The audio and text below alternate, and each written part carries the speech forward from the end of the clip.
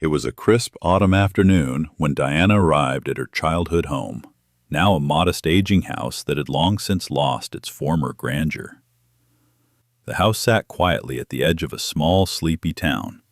Its windows, clouded by time, were like eyes peering out into a world that had moved on, while inside, it seemed to still hold the echoes of lives that had passed through its rooms. Diana hadn't been back in years. The memories of her life here and the people she once loved lingered like ghosts. The one person who still haunted her thoughts was her brother Nathaniel. The bond between them had once been unbreakable, until one fateful night when everything changed. The betrayal that shattered her heart and his. Or was it? Part 1. The Past Revisited.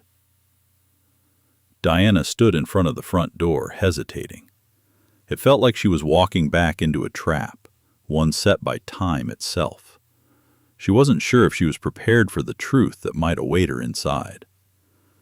As she entered, she was immediately hit by the musty smell of old wood and stale air. Her footsteps echoed in the hallway, as if the house itself was remembering her. Then she saw the portrait. Her father, mother, and young Nathaniel, all smiling, caught in a moment of happiness. Diana stood frozen, staring at Nathaniel's face, so young, so full of life.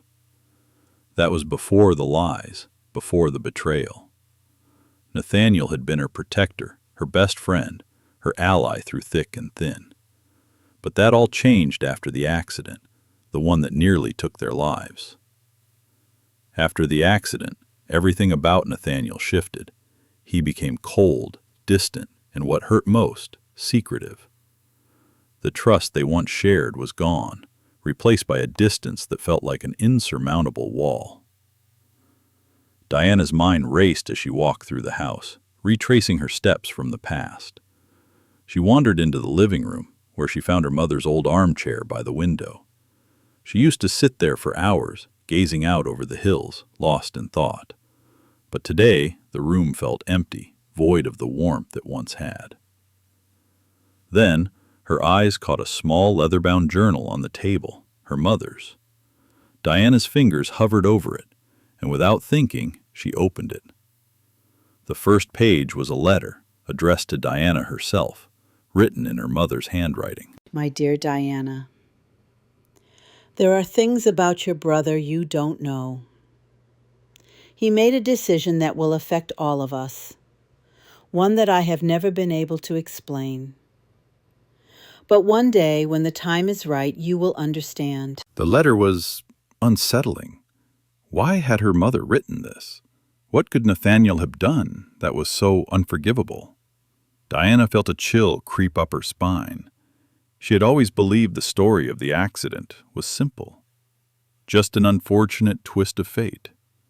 But this was something else.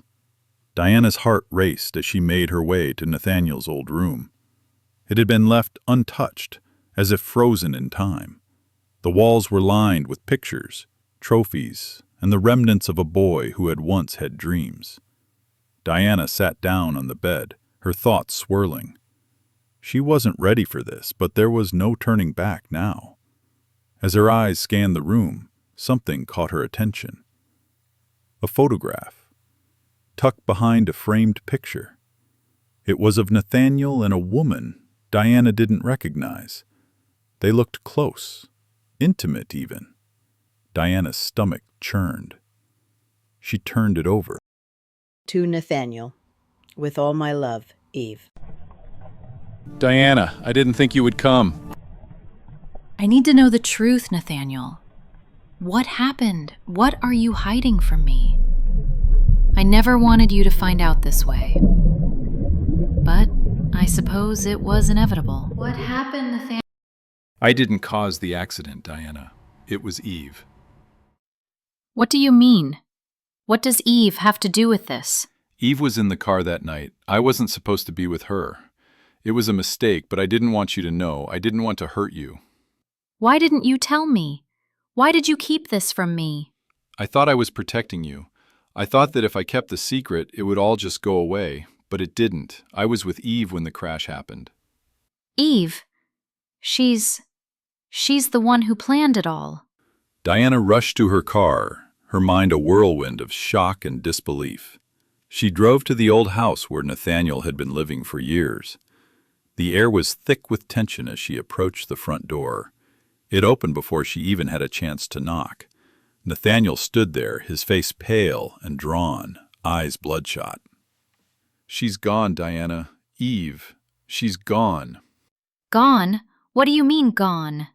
She was never real, Diana. Eve was just a lie, a trick, a game. Eve was an illusion. I made her up. I couldn't live with what I did. I couldn't live with the truth that it was my fault. But the guilt consumed me and I created her, a perfect woman, a perfect life. And when I realized I couldn't keep the lie going, I shattered. Everything we've been through, everything, Nathaniel, was based on a lie? I thought the lie would save me, but it only destroyed me. Diana stood in the doorway, staring at the brother she had once known, the brother she had once trusted.